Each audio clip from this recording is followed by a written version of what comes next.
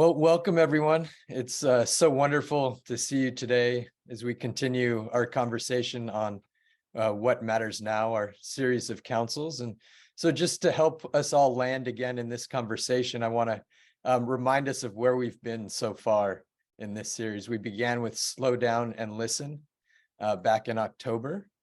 And then we moved to Learn and Unlearn in November. And then in January, we had our wonderful conversation between Sarah and Bio Komalafe on leaning into the cracks. And so we continue this conversation today with Connect. And we have three wonderful guests joining us today, speakers to talk on this subject. We have Liz Monson, who is a Dharma teacher and scholar and a core team member of the CUHF. Liz is the spiritual co-director of the Natural Dharma Fellowship and the managing teacher at Wonderwell Mountain Refuge. She has studied, practiced, and taught Tibetan Buddhism in the Kagyu and Nyingma lineages for over 20 years. We have Chrissie Orr, an artist, story maker, and community activist who is a member of the Santa Fe Council. She focuses on developing a relational aesthetic around community and sight with issues relevant to both. She has created community-based art projects in diverse areas of the world and is recognized internationally for her pioneering work. And our third guest today is Mark Wallace, who is a professor of religion and ecology at Swarthmore, who is a member of the Swarthmore Council. His teaching and research interests focus on the intersections between religious thought, critical theory, indigenous studies, and post-colonialism. He is the author of When God Was a Bird, Christianity, Animism, and the Reenchantment of the World, and several other books. So it's wonderful to have the three of you here today. Thank you so much for joining us. And so with that introduction, I'll allow you three to take it from here. So what does Connect mean for you? And Chrissie, could you start the conversation for us? I will. Good morning, everyone, from rather early on a Sunday morning in New Mexico. I just want to recognize first, before I speak, that I'm sitting on Tewa Pueblo lands. In fact, here in Ojo Caliente, where I am at the moment, the peoples that lived here were the green stain people. And they were called the green stain people because here we have these hot springs. Ojo Caliente, it kind of means hot eye, but hot springs. And around these hot springs grew or grows algae, which is green. And I love that connection that the peoples were called, named, excuse me, after the algae that grew on this land. So just to start with that connection and also give a deep bow of respect to the peoples that still live here in the Pueblos, for really keeping the resilience of culture, their culture, language, and keeping the seeds alive. So, you know, I've been thinking a lot about this word, connection. The words that Sarah sent out, what matters? What matters at this moment in time? And the words listen, connect, and community. And, you know, I went to Edinburgh College of Art. I'm Scottish, by the way. I'm an invasive species here in New Mexico, although I try not to be, but I am an immigrant. And I went to Edinburgh College of Art and studied what was called fine arts. You know, I'm a visual artist by training. And really it was the classical training of draw, and more drawing. And I had a little studio in an old church at the college. And I would go home, I would walk down backstairs out into what's called the Grass Market, if any of you have been to Edinburgh. And at that time, it was pretty, it wasn't touristy like it is now. And this was a soup kitchen there where people that were homeless would go and queue up to get some food. And I would walk past and I'd go, what is the connection between what I am doing up in my studio, creating these works of art that were going to be sold to people that could afford them, and these people that were queuing up to get food? And so I completely changed my direction. This was when I was like 23, and joined the beginnings of what was called community arts in Scotland. So really utilizing the creative process with communities to listen to stories and be able to share those stories in a creative way around environmental and social issues. And so the only way we could do that, working with community and with the human and the more than human communities, was to develop practices of listening, connecting, building relationship, and building community. It was the only way we could work. So I've been practicing that now for over 40 years, believe it or not. And now living in New Mexico, I have created many projects here using the listening, the connection, the relationship building. And as we know, it takes time. It takes time. I've lived here now 32 years. I thought I was going to be here for a year, 32 years. And I'm now using this creative process to really learn about the land here. So by learning about the land, it's learning about the culture, it's learning about community. It's learning about how can I be here and not be an invasive species. So I've been growing out for the past 11 years, ancient varieties, or the traditional varieties of corn, beans, and wheat, and keeping those seeds alive, and sharing those seeds at the end of the season. So here, actually today, what I just love to show a couple of slides, if I may. See if I can get it up. Here we go. So where I'm sitting today is in Ojo Caliente. Let me go. This is always here, slideshow. Let me see if I can get this going.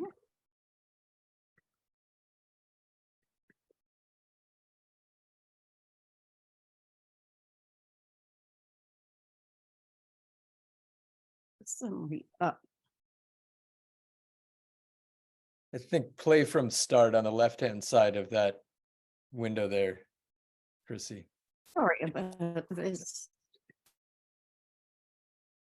Left hand. Oh, yes. Thank you so much. There we go. So, and of course it's going, stop. Here, go back. So where I'm sitting today in Ojo, we can grow subtitles. Sorry about this. I had practiced this, of course. We are on what's called an acequia. And this is a photograph. I take lots of photographs as I'm working. This is actually a photograph of one of the head gates where you can open up water that comes from our little river. And an acequia means ditch. And these, I'm bringing this up because if we're thinking about connection and community, the acequias here in New Mexico are incredible ways of building community. They are actually run by the local people. So we have pacientes, they're called, people that use the water from the ditch. And they all help to run this acequia. And like I'm saying, we're hoping that it will run today. But so it means that each paciente, each person needs to clean their ditch so that their neighbor can have water, and so that the debris from one neighbor doesn't go into the other neighbor. And so everyone comes out and cleans their ditch. And so to be able to do that, we have to build relationship along a 3-mile stretch of this acequia. And today, if the water runs, which we hope, because it's the only way we can irrigate our fields, the pacientes, or some of us, will walk the water down the acequia. So you're connecting not only with your neighbors, with all the neighbors that share this water, you're connecting also with the water itself and respecting that water and understanding the importance of that water, because sometimes it goes dry. Sometimes we don't have the water in the ditch for our crops. I find it very important here for my work about connection, community, listening, to be on the land. I spend a lot of time outside. I'm even outside now. I'm one of these people that would rather be outside than inside. And I walk a lot. I always say that walking, I learn through the soles of my feet, through the soles of my feet. Putting my feet in the water to respect that water as it comes down into our fields is important to me. The water then trickles out. These are corn growing either side of my feet. In Scotland, you know, where I'm from, although I don't speak much Gaelic, sadly, there is a wonderful word called duchas. In New Mexico here, it's querencia. And these words are really hard to translate into the English language. I always find the English language, in a way, is very restricted. So duchas means, the best way to translate it in querencia, it means really sense of place, connection to place. But it's more than just place, it's connection to culture, it's connection to language, it's connection to your kith and kin. So it's your kinship. First. And it's a really important word, and I wish we had. I think kin is the closest I can come in kind of our language, English language, but I love this word duchas. It's just got a really deep sensibility about it that brings in what matters. It brings in connection, relationship, listening, community. On the left here, this is an image I took. So I grow also oats, which are my ancestral grain from Scotland. So that connection to my ancestral grain. Now I grow blue corn, which isn't my ancestral grain, but it's the ancestral grain of many peoples here in New Mexico. How do those two come together? Remain separate, but come together in kinship. It's something that I'm exploring all the time. Another image of connection, the water, the garlic, the wheat. The importance of connection and the continuing understanding of connection. You know, if we were all sitting together today, I would have, and I meant to have some seeds to hold, but I would pass out some seeds, probably beans and corn and squash, and invite you all to hold one in your hand and feel that connection, feel the story coming from the seed. I think I'm going to read this. I was talking about learning through the soles of my feet, and this is something I wrote, which is about connection, listening. My feet are layered and lined with memories.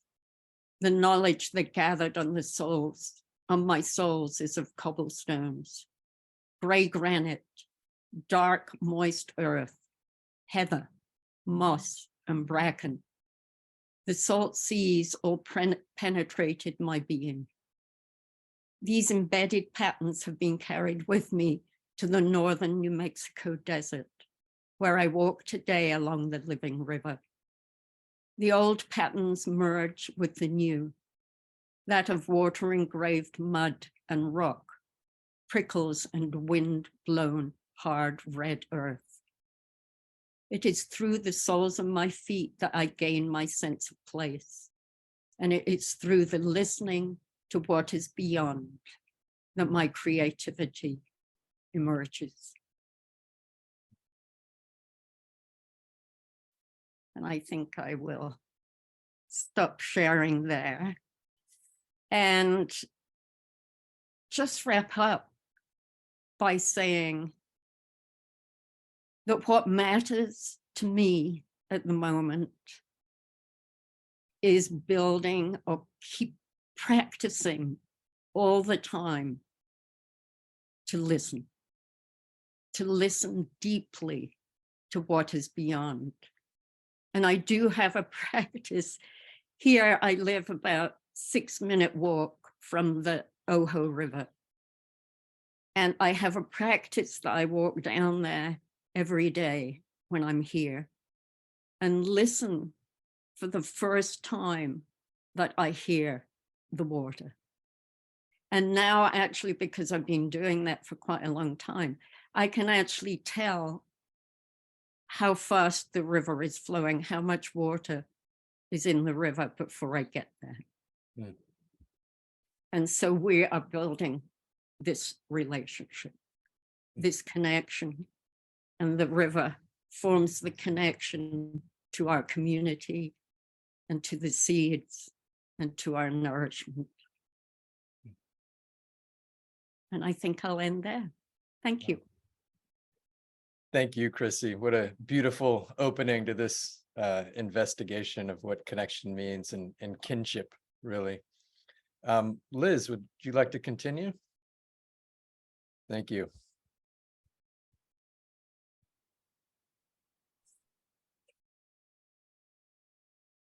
Hello, everybody. Good morning. And Chrissie, thank you so much for those, especially those beautiful images. I could have looked at those all morning. And I also just so appreciated the metaphor that you described, which is not just a metaphor, obviously, where you are, but this metaphor of cleaning our own ditches so that the water can flow more easily and smoothly through the lands that we inhabit. And I just thought what an apt metaphor that is for the work that we're all doing to remember reconnection and our inseparability from the natural world, from the non-human world. And I want to say just also greetings. I'm down in beautiful Costa Rica. I've been down here for about 5 weeks, returning actually tomorrow back to the North America. But a lot of what I might share this morning is arising out of the time that I've been spending down here, and also, of course, my overall lifetime connection to the more than human world. And we have this dominant narrative these days that somehow we're disconnected, somehow we're not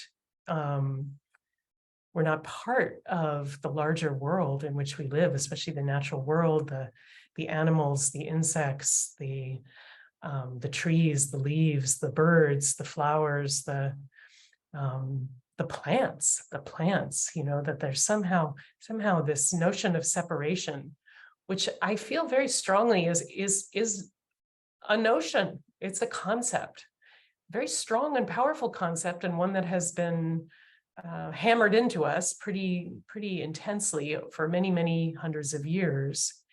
And so it feels to me that some of the important work of this day is setting aside this narrative, this discourse of separation, and rewriting the narrative of our connection, which is actually the truth. That is the truth.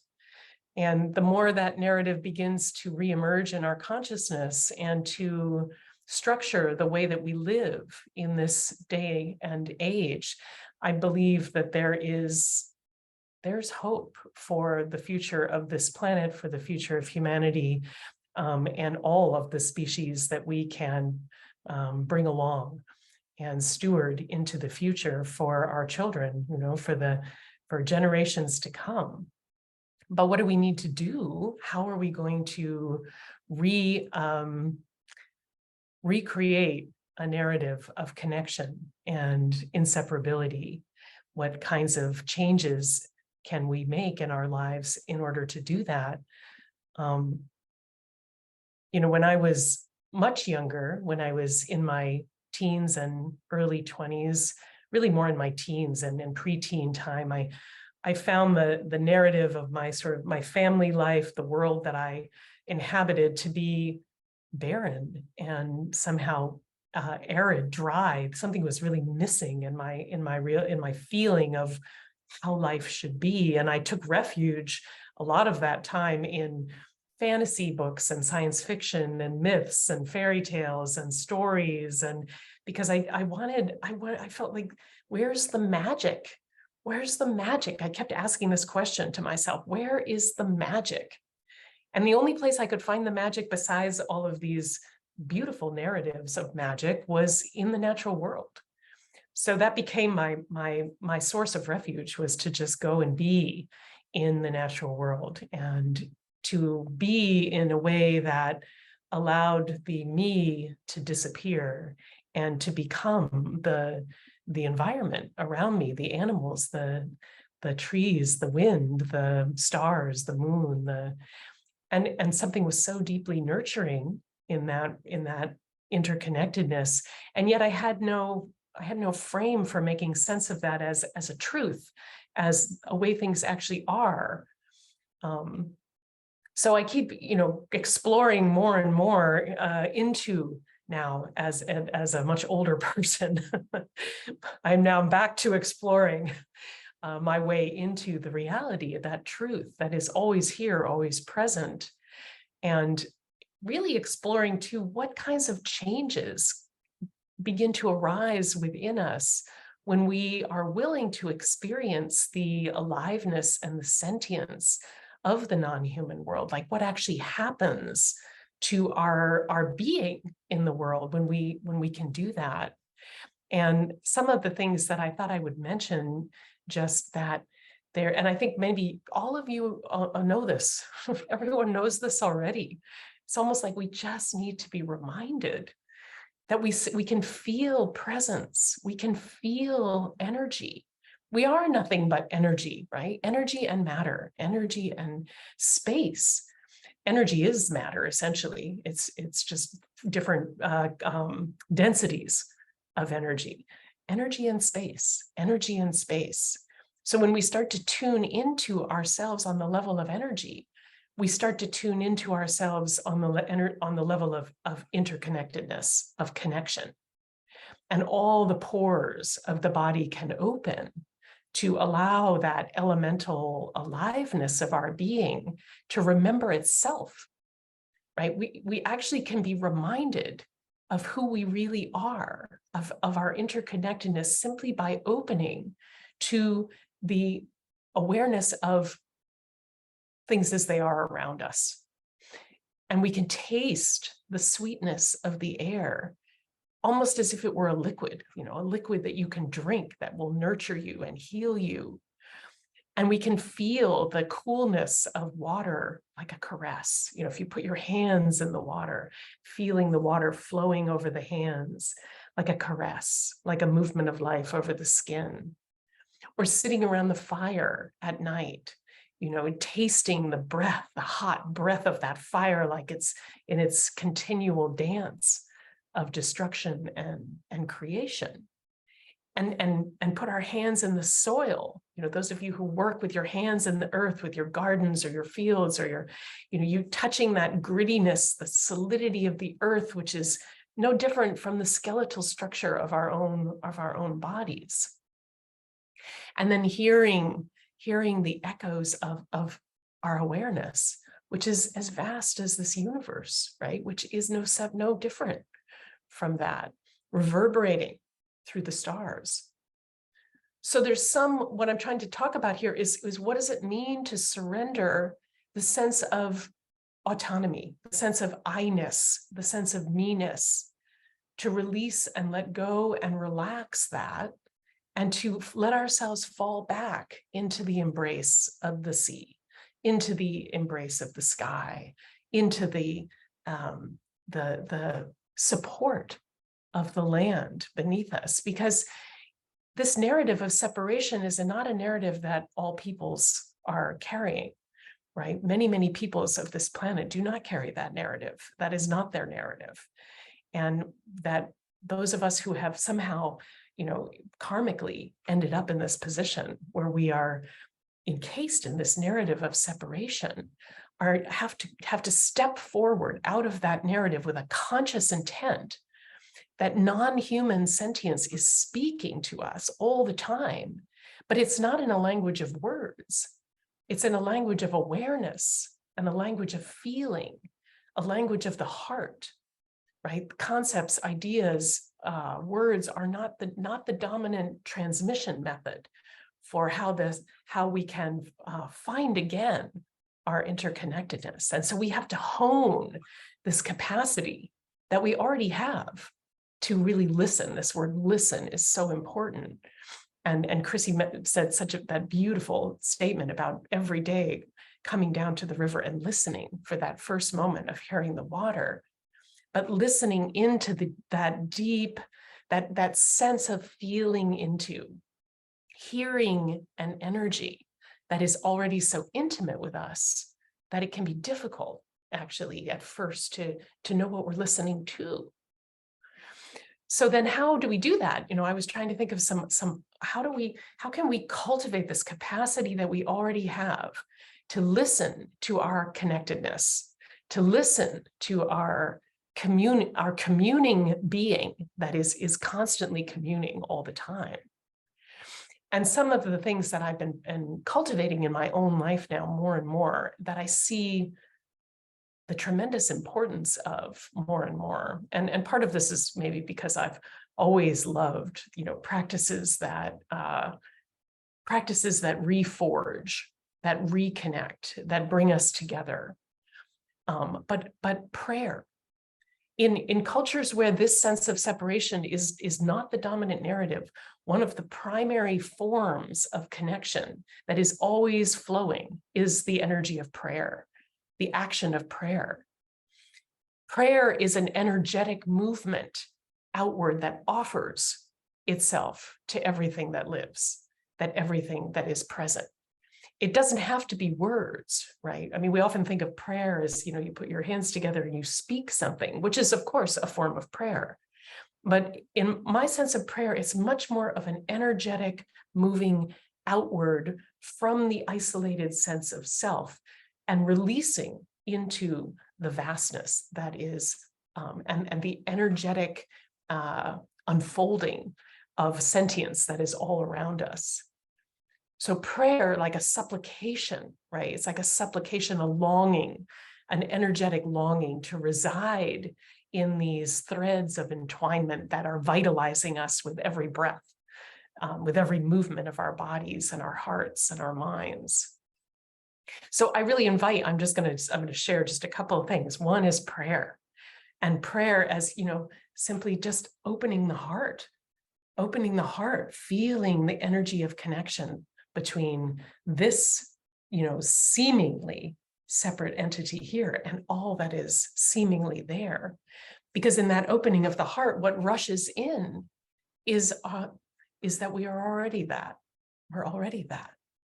So enacting prayer, consciously enacting prayer in a variety of forms, whatever feels natural, can be a beautiful way to reconnect and to reforge. And then ritual gets a bad rap. That word gets a bad rap. But ritual is really a practice of connecting or reconnecting. And to every moment of our lives actually could become sacred ceremony, sacred ritual, to join again over and over and over until the need to reconnect no longer is present, because we're in that space of connection.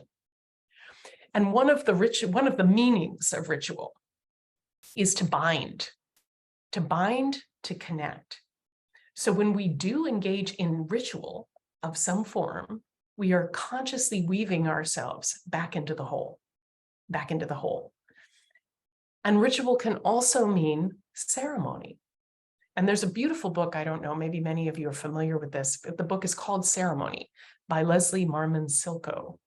And it's not an easy book, but it is a gorgeous book about how the whole of this life is a ceremony, a sacred ceremony, and that we could see ourselves as a living offering of gratitude and love and joy and interconnectedness, that this human being that has come into form due to, from the Buddhist perspective anyway, karmic conditions, is meant to be an offering.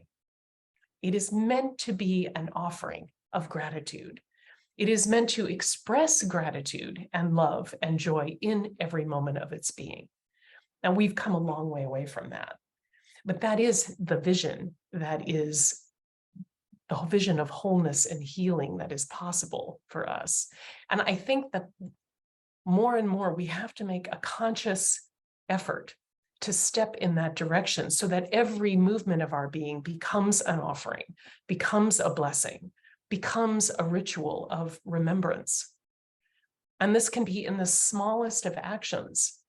It can be holding up a pine needle to the sky and offering it. It can be placing our hand against the bark of an old tree and feeling the energy of connection, the different modes through which connection can come. It can be cupping water in our palms and just letting it flow out, right? Every action, if it's done consciously with intention, with love, with gratitude, will work to reconfigure this narrative of separation and to bring us into, I believe, a new narrative, which is really the most ancient narrative that exists, where we are not at all separate, where we truly are beings of the stars, beings of the planet, that stewards of this amazing situation in which we could unfold with such power and beauty and care and love and healing.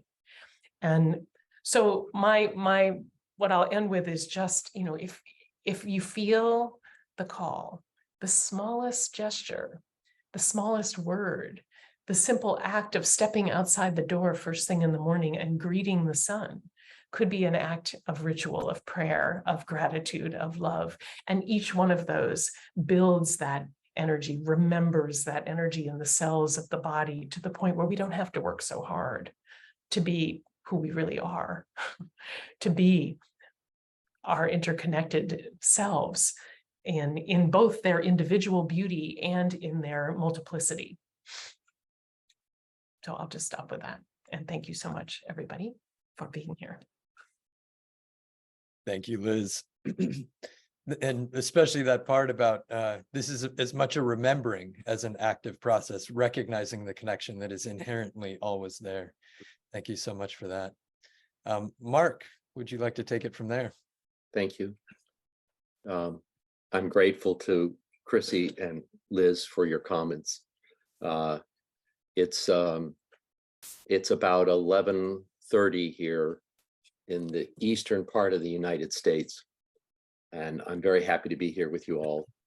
I want to frame my comments in the context of a story based on an event that I was fortunate enough to participate in last weekend at this time. I'm in an area that was inhabited by the Lenni Lenape people, even more specifically a tribe called the Okahocking. And they inhabited the watershed that I'm in called the Crum Creek. Crum spelled, excuse me, C-R-U-M, Swedish for crooked. And this watershed on Lenni Lenape Okahocking land is a place that has kept in its memory an ancient rock formation called Indian Rock. That's what white settlers called this rock. And so last weekend, I was fortunate enough with 4 friends, 2 of whom are Indigenous scholars at the institution where I teach at Swarthmore College outside of Philadelphia, in the Crum Creek watershed. We were fortunate enough to hike to this place called Indian Rock in a local arboretum. And the legend about Indian Rock is that it was an ancient, large boulder that was used as a ceremonial site and also practically as a way of directing passersby according to the 4 cardinal directions: north and east and south and west. But I thought probably this was a legend and a story that was told by European settlers, and that this rock, it was highly unlikely that a rock that is hundreds, if not over 1,000 years old, would have actually been a directional and ceremonial object for Indigenous people. So the group of us hiked out to the rock about a mile from where we started last weekend. And in hiking to the rock, we walked by this time of the year here in Pennsylvania, the area that was settled by William Penn, the British aristocrat, sometimes in harmony with and sometimes over and against the Indigenous people that were here. Pennsylvania, sylvan woods, beautiful bucolic arboreal places like where we hiked last weekend, past spraying ephemeral flowers, Dutchman's breeches and trout lilies, and May apples, these fragile, ephemeral, beautiful, floral offerings in the woods that lined our path.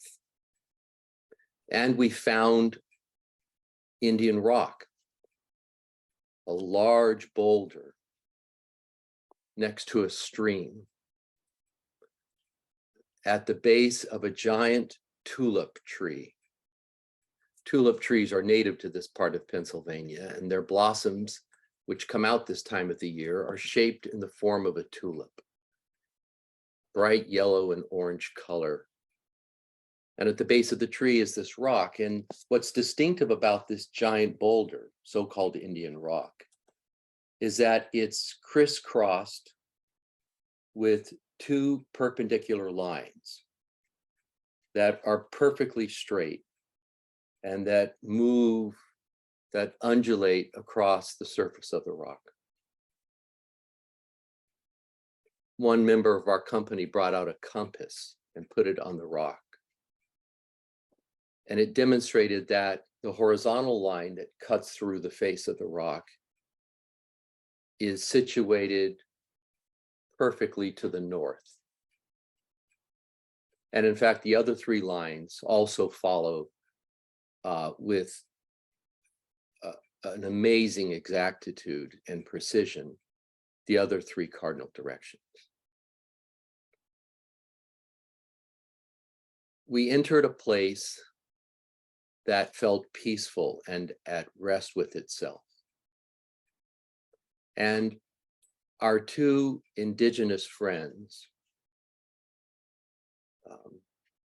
both of whom are Navajo or Diné, started to move around the rock and process and feel and live into the experience the group of us were having, indigenous and non-indigenous. Liz talked about listening, and we felt like we were hearing a language not like our spoken discourse in everyday human societies, but a language that was connecting us to something bigger and deeper than ourselves.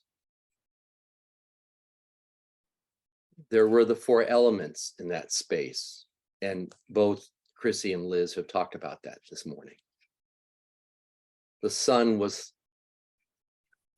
climbing up onto the horizon, and there was a warmth and an energy to the place. The rock and the tulip tree were situated next to this bubbling brook that was moving quietly through the space. The forest floor was rich with humusy earth and the beautiful ephemeral flowers. And we could feel in that space also the atmosphere itself, this delicious wind that, as we heard, you could almost taste. And in our own quiet and in our own binding together, but not speaking to one another, not in words, our two indigenous friends did ceremony at the rock with corn seed. And we asked them what they thought, and one of whom is trained in archaeology, said, this is a rock that's been chiseled, that's been worked on by human beings. The crisscross through the center of the rock indicates that, and the sides of the rock had also been chiseled with what looked like a stone tool. And they thought the rock was hundreds, if not over 1,000 years old. And that it was, in fact, most likely a ceremonial artifact, a kind of sacred lithic offering, and it had a practical function as well. for folks moving through that space on foot, the rock would perform the function of indicating the 4 cardinal directions.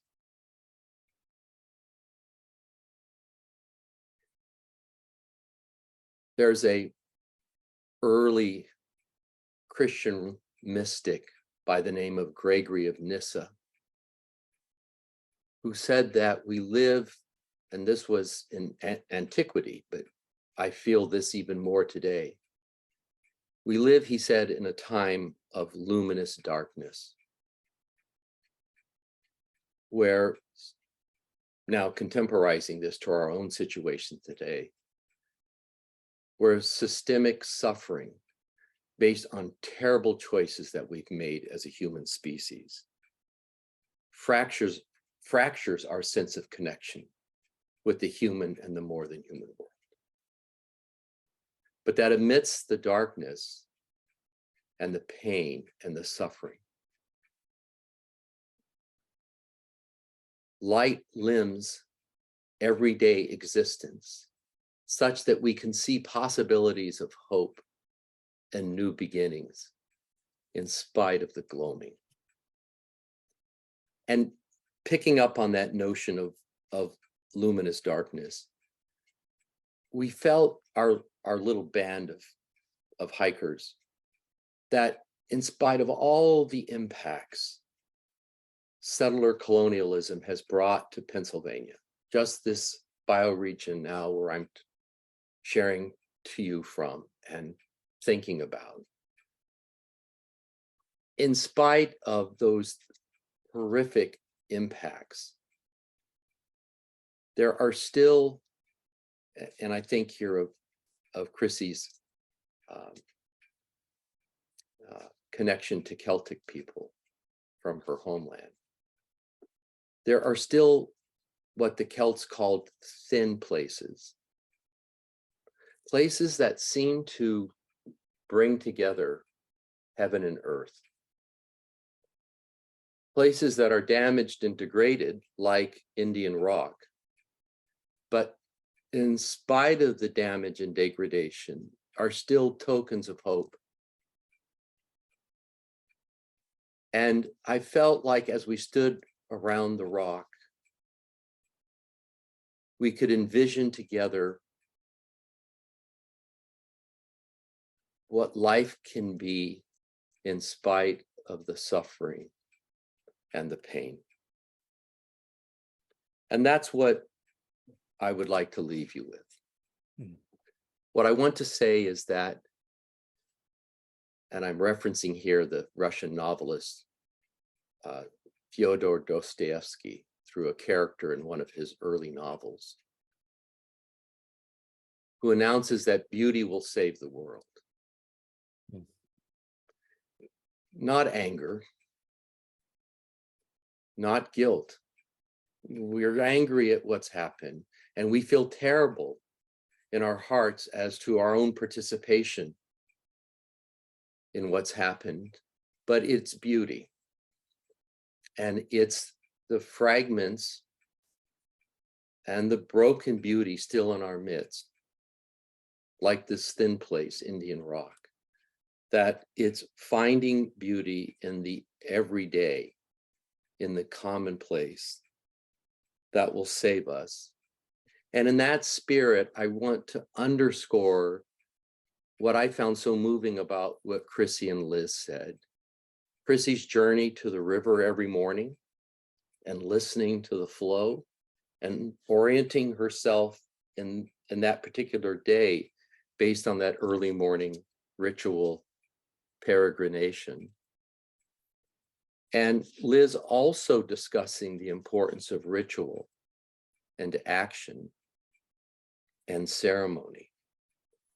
That if we bring to each day, in my own life as well, it's at the beginning of each day. If we start with a ritual mindful activity true to our own inner life, we will cultivate in ourselves gratitude for this many splendid earth. And in that spirit of gratitude, we will see traces of beauty everywhere. Millions of spiritual creatures walking among us, seen and unseen. And in that attitude, cultivating such an attitudinal disposition, we will be encouraged and empowered to do the work of connection in our own time. Thank you. Wow, thank you, Mark. What a powerful way to bring this conversation towards an end. I want to give each of you, we want to go to a break at about 5 of the hour, but give each of you a chance to say one last sentence or two, perhaps in reflection, perhaps in kind of summing up your experience of this conversation, just as we transition into that break. So Chrissie. Gosh, so much, so much has just emerged for me. Thank you, both other presenters for presenting. And it's always very hard to go first because after hearing everyone, now I'm going, oh, I should have said that. I should have said that. But I'm just thinking, I mean, how beautiful it is this, you know, as was mentioned, ritual can have a bad rap. And but I really believe, you know, I call it a practice and it is a ritual, but really to have these practices that bring beauty into your life. Thank you, Mark, for saying that about beauty. I mean, that's really what I try to experience every day, however hard the day is. Just to hear that bird song, to hold that seed in my hand and let it tell me her story. Put it in the ground, water her, know that if I care for her, she will care for me, that reciprocity. And how does that, I can't remember which one of you said, but, you know, finding just those simple acts, you know, cupping the water in your hand. Finding these simple acts that we can do that mean something, that matter. And maybe it only matters to you at that moment. But then I really do believe, like the water, it flows. So that act of beauty coming into your heart ripples out. And that's what I truly believe. I've seen it. I felt it. You know, in my 70 years of life, I have felt that. I've seen it. I've seen it open other humans' hearts in an incredible way. And we're all very lucky on this. I mean, I'm just going to say for myself, I'm privileged to be able to do this, to be able to sit here in the sun and to find that beauty. Not everyone can. So I just want to recognize that. Thank you, Chrissie. And Liz, any concluding thoughts from you? Well, just to echo what Chrissie just said, I want to also acknowledge my privilege in having the space and the time and the freedom to relax enough in my basic, you know, survival to remember and reconnect. Because it's true, not everyone has this opportunity at this time. And may we all move in the direction of possibility on that level. And just to thank Chrissie and to thank Mark for such beautiful presentations. And Mark, that you brought back that theme of beauty saving the world that we had discussed from earlier when we met. Which just, I absolutely adore that. I really think it strikes me on a level that goes far beyond the sort of intellectual. It's one of those sorts of phrases that hits home like a truth that you just can't deny. And I believe that. I truly believe that, even though, we might say we don't have time for beauty. We don't have time for this. It's much too urgent. The problem, actually, we have a lot of time. We have all the time we need to slow down and connect to beauty. And it feels like, to me, a sacred responsibility to do that. And to make that time, even if it's 5 minutes at the beginning of the day, as Chrissie just mentioned. And I thought, if it was okay, I would just conclude with a prayer that I wrote for the morning. And just to say that the first line is referring to the howler monkeys that live down in Costa Rica, these very black fur monkeys that make this noise in the early morning and in the evening that sounds like a howl, a dog bark. Is this amazing sound if you haven't heard it before, just like, the kind of thing you're like, what is that? So the first line is referring to that, just in case it sounds a little odd. This is called a prayer for the morning at Luna Lodge. Dawn barks hunger, wraps black tails around trees, swings songs into light. Morpho butterflies flash fragments of sky, blue as an open eye. And over the wet rock, water threads silver, falling through space like a blessing or a prayer. With my hands in the water, I pray. With my feet on the rocks, I pray. With the love in my heart, I pray. With the joy in my soul, I pray. Gracias, gracias, gracias. I bow down. I bow down. I bow down. Thank you, everyone. Thank you, Liz, for that beautiful contribution that pulled in so many of the themes that have come up this morning. Mark, for you, just a couple quick sentences to conclude this section. Very, very quickly. Thank you, Liz and Chrissie, both of you, for your comments. It was heartwarming to me, and I felt kinship with you in what you shared. I'll just make 2 quick comments. Chrissie, I feel that the land acknowledgement that you did is more than sometimes what I hear from non-native people who do somewhat perfunctory land acknowledgements, that you are living into the complicated relational reality of the particular habitat that you have cultivated with people who are indigenous and not, and with animals and plants and landscape. That really, the way you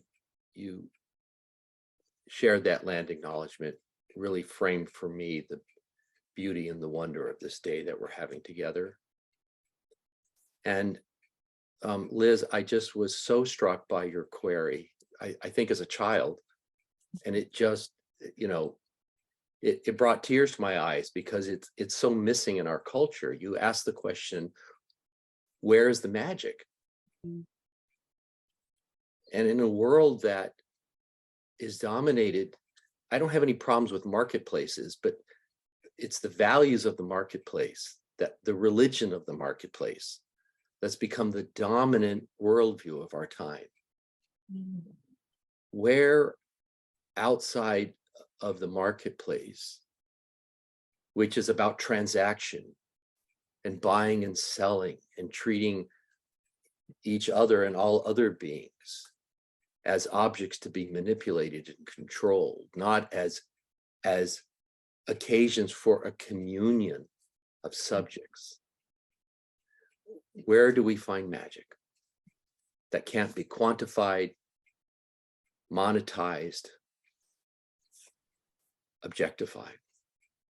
And I was very moved by what you said in the spirit of the land acknowledgement, that in the wider environing earth, in the great bounty and beauty of creation, in this sacred canopy that encircles and enlivens all of us, that magic is present if we'd only have eyes to see and ears to hear. So thank you. Thank you very much for calling us to the question, where is the magic? What a perfect place to end this conversation. Thank you all so much. This feels like it's just the beginning of what could be a much longer and deeper conversation. And I, for one, am glad that we'll have a recording of this conversation that I can come back to and relive again. So thank you all so much for being with us this morning. We're going to move now to council, and we'll have a chance to deepen together into this conversation, to compost what came up and to explore the concept of connection collectively a little more deeply. We'll take a 5-minute break before we do that, and then we'll come back. And I just want to note for everyone that we'll be continuing this ongoing conversation, the What Matters Now series, on May 19th. So be ready for that, where we can continue this. So thank you all so much, and we'll go to the breakouts and see each other in groups there. Thank you. Thank you, Kevin. Thank you, Liz. Yeah.